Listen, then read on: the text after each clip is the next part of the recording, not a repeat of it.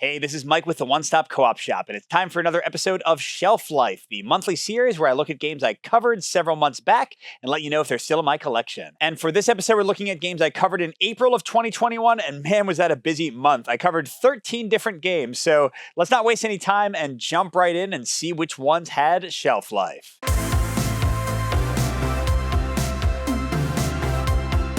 So first we have Conflict of Heroes, the solo and competitive war game, and this one is a really great design. I really enjoyed it, but I got a trade offer for a game I wanted to try, which I ended up not liking too much, so I guess a bad trade for me.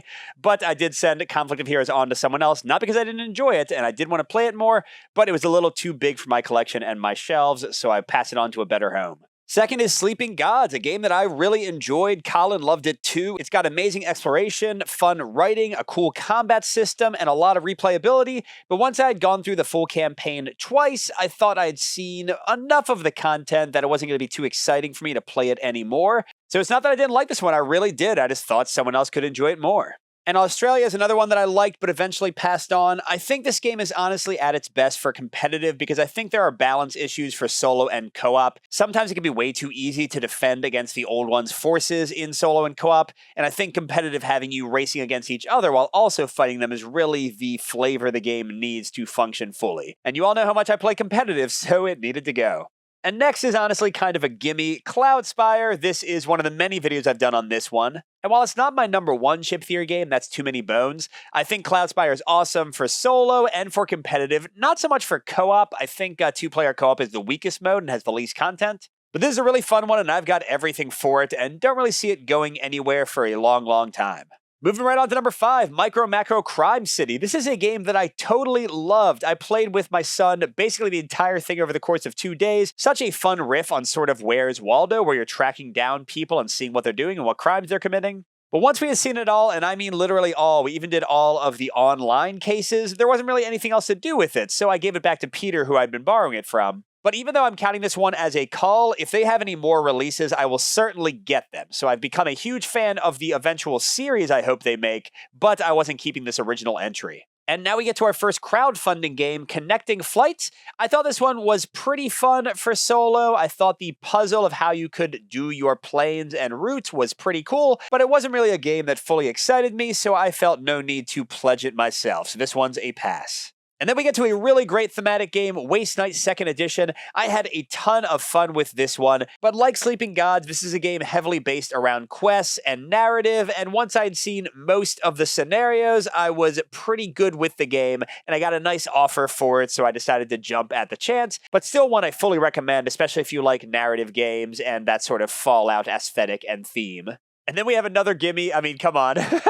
Bullet from Level 99 Games, I've said several times, is easily in my top games this year and my top games in the last several years. I play this all the time. I went in and pre-ordered Bullet Orange. I pre-ordered Bullet Star. I'm getting everything Bullet for the foreseeable future. I love, love, love this game. Such a great tactical puzzle of moving around your bullets. Such amazing variety for the characters and the bosses. I cannot recommend this one highly enough. And then we move right along to the new edition of Sentinels of the Multiverse, another one that was on crowdfunding. And Sentinels is a game that I had a bit of an odd journey with because I loved it for a while, then I played it on the app too much. And this is always a mistake for me. I don't know why I play app board games at all, because it always like ruins games for me.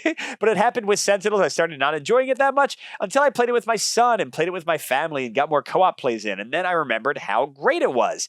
So I bought everything, but then they have the new edition and I played that and I thought it was even better. So I literally sold my entire collection of everything Sentinels, and now I'm planning to rebuy all of it. Maybe I'm a fool, maybe I'm being a bit wasteful, but I really liked what I've played of the new stuff. I think the new balancing of the characters and bosses is really great, so I'm super excited for this one to deliver. And then we have a game that tries to fly high. That is Volleyball High, heavily influenced by Haikyuu, the anime. And I enjoy this pretty well for 1v1 play. It's fairly random, and it also had solo play that I thought was okay. I designed my own solo play that I think works a little bit better, but either way, I wouldn't say it's an amazing experience, but it's a very cheap game, very fun. Again, if you like Haikyuu, it's fun theme-wise too. So I guess for now I'm keeping it, but that's partially because it's a tiny, tiny game. It takes up zero space, and I did a solo mode for it, so I sort of feel attached to it. So not like a top game in my collection, but my son enjoys playing it too. It might hang around for a while. All right, almost finished, but we get to a big one. Paleo, this game is amazing. Right up there with Bullet as one of my favorites of the year, so this was a good month. I love exploring the different decks and mixing and matching them to create different scenarios.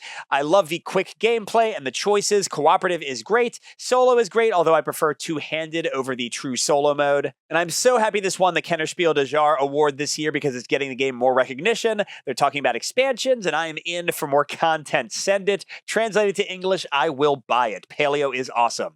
And getting to our last two games, man, it's a lot. We have Agents of Smersh, the newest edition. This is one I covered for crowdfunding, and I actually wasn't sure if I was going to pledge this game or not. It's another game with sort of limited content in that if you've seen all of the kind of finales, then there isn't as much to see, at least at the end of the game. But then they offered to send me a review copy, and I said yes, because I know my son loves Choose Your Own Adventures, and at the very least, I'll play a ton of it with him. So Agents of Smersh, not one that I personally want to own forever and ever, but I'm excited to give it some more plays once it's delivered. And finally, our last game of 13 is Solomon Kane, the giant game from Mythic. I enjoyed this one. I'm a fan of the original stories, but it's another one that once I had played through most of the scenarios, I didn't need to hang on to it, especially with it being two giant boxes. So I did sell this one. Now, that's probably going to make me feel a little sad once the expansion content is available because they're still making tons and tons more scenarios for the second wave of shipping, I guess. But that wasn't enough to justify me filling basically half my house with these boxes, so I hope the new owner of Solomon Kane enjoys it.